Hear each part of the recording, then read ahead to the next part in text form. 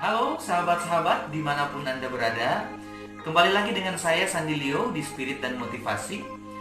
Oke, kali ini kita akan membahas 5 cara bagaimana mencapai tujuan terbesar dalam hidup kita. Tapi jangan lupa kalian subscribe dulu lah ya. Dan klik notifikasi loncengnya supaya terus update video Spirit dan Motivasi dari saya menjadi semangat dalam hidup Anda. Oke, simak dengan baik. Caught in the crossfire. It's caught in the crossfire.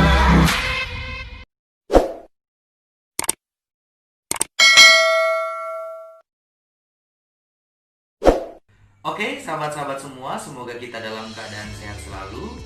Terima kasih buat kalian semua yang setia di channel saya untuk nonton video Spirit dan Motivasi. Nah, saya dulu waktu masih SMK, waktu masih bersekolah, saya dapat satu bahasa dari guru saya mengatakan, hidup adalah pilihan, tapi pilihlah pilihan yang benar. Gitu. Jadi, seperti yang saya katakan tadi, ada lima cara bagaimana supaya kita mencapai tujuan terbesar dalam hidup kita. Nah, di lingkungan hidup kita ada orang yang tidak punya tujuan, maka simpang siurlah kehidupan dia dan tidak bermanfaatlah yang dia lakukan, dan orang tidak banyak suka dengan dia. Dia terasingkan, dia tidak dipilih di mana saja, dia tidak ikut serta dalam kegiatan-kegiatan spiritual, kegiatan-kegiatan yang mengundang intelektual. Nah, karena apa? Karena tidak punya tujuan. Nah, bagi sobat muda, tidak juga sobat muda, tetapi juga kalau yang sudah berumah tangga dan yang sudah umurnya di atas 30 tahun, itu sangat penting juga kita menetapkan tujuan terbesar. Nah, 5 tujuan terbesar itu kita langsung bahas saja. Yang pertama, lakukan hal-hal yang bermanfaat. Yang pertama, jadi kalau kita lakukan hal yang bermanfaat, pasti kita punya rule yang baik. Gitu. Berarti kita sudah bisa mengawali hidup yang baik. Jadi kita sudah punya awal yang baik karena kita melakukan hal yang bermanfaat. Yang kira-kira hal-hal itu tidak mengundang konflik dengan orang lain, dengan teman kita. Jadi hal yang bermanfaat membuat orang kagum, membuat orang bangga, membuat orang terkesima dengan apa yang kita lakukan. Jadi yang pertama, lakukanlah hal-hal yang bermanfaat. Saya tidak perlu jelaskan hal yang bermanfaat, Anda tahu yang terbaik buat diri Anda. Itu yang pertama. Yang kedua, Anda harus tentukan tujuan. Yang masih muda, tentukan target, tentukan tujuan. Saya umur sekian harus ngapain, gitu kan? Saya harus punya profesi apa? Saya harus bekerja apa? Saya harus jadi orang seperti apa? Jadi harus punya tujuan. Ketika Anda punya tujuan, Anda akan berjalan pada koridor. Ya, kalau Anda punya target, Anda akan berjalan pada rel yang benar. Ya, tidak ke rel yang salah, yang menuju pada lubang. Jadi ketika Anda punya tujuan, ketika Anda punya target, dengan sendirinya dari target itu akan membuat hidup Anda terarah, akan membuat hidup Anda teratur, ya kan? Karena target itu, Anda pikirkan target. Misalkan di umur 30 tahun saya ingin jadi seorang dokter, atau saya ingin menjadi seorang pilot, atau saya ingin menjadi seorang pengusaha. Nah, dari mindset itu yang sudah kita atur, target itu, tujuan itu, kita akan berjalan dengan benar. Kita akan berjalan dengan tidak dicaci maki banyak orang, tidak disenggol orang. Ya mungkin pada umumnya kalau kita mencapai satu kesuksesan, pasti ada saja hal-hal atau ada saja ujian untuk kita mencapai itu. Ya, tapi itu bukan hal yang penting dalam kehidupan kita. Itu tinggalkan, itu buang jauh-jauh.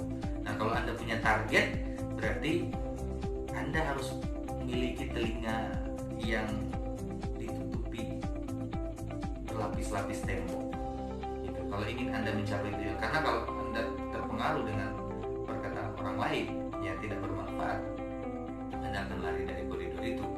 Nah, pikirkan target dengan benar, pikirkan tujuan dengan benar, maka Anda akan berjalan sesuai dengan tujuan Anda. Itu yang kedua. Yang ketiga, bunuhlah kebiasaan menunda pekerjaan. Itu penting juga yang ketiga. Jadi kalau Anda sering menunda pekerjaan, sering menunda kebiasaan yang mungkin itu hal yang berguna, orang lihat itu bangga, saya senang lihat Anda lakukan itu, ya kan. Tapi kalau Anda kadang menunda itu akan jadi bumerang juga, karena bahasa di sekolah saya juga katakan time is money.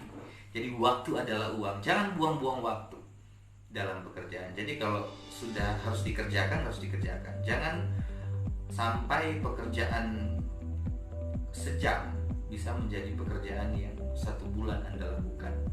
Harusnya Anda lakukan dengan cepat, cekatan. Gitu. Jangan menunda pekerjaan. Ya, itu.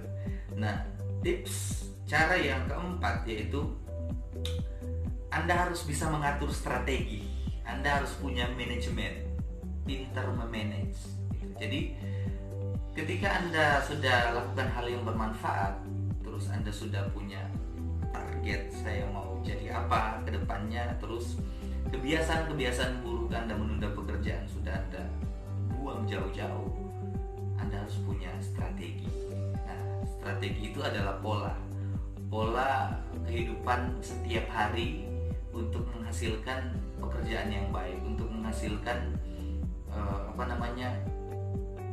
prosedur yang baik, untuk menghasilkan manajemen yang baik. Jadi Anda bisa dapat mengatur diri Anda dari segi mungkin pola hidup, pola bangun dan tidur malam, itu strategi sebetulnya. Ya, jadi kalau sudah punya target, saya harus bangun lebih awal dan tidak boleh tidur lebih cepat. Nah, gitu. Jadi saya biasa pakai itu, mindset itu yang saya gunakan. Tidak boleh bangun telat dan tidak boleh tidur lebih cepat. Jadi itu supaya kita bisa dapat strategi. Mungkin itu Anda boleh kembangkan juga yang lain, mungkin keseharian apa gitu kan. Jadi berinteraksi dengan orang caranya seperti apa supaya dapat peluang-peluang pekerjaan yang baik, terus dapat arahan-arahan profesi apa kira-kira. Jadi Anda harus punya strategi, Anda harus punya manajemen itu. Yang kelima, ini yang paling penting. Kalau Anda punya yang kelima ini, lengkap sudah, jadi komplit lah. Kalau tidak punya ini, tentu Anda menggunakan pikiran sendiri yang pasti, ya kan? Tentu Anda berjalan dengan kepintaran Anda.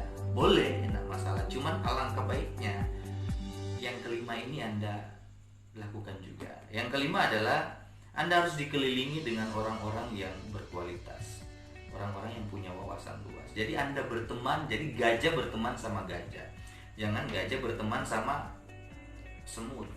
Jadi pola pikirnya berbeda. Anda harus berteman dengan orang yang berkualitas sehingga Anda punya referensi, ya kan? Nanti Anda punya masukan dari mereka supaya Anda bisa lakukan dalam kehidupan Anda.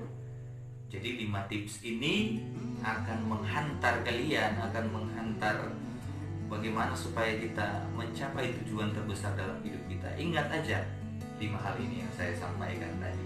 Anda boleh bikin berapa poin yang Anda mau. Yang penting itu menuju pada proses kehidupan yang tujuannya lebih baik dari sebelumnya Anda lakukan. Oke, jadi itu dari saya.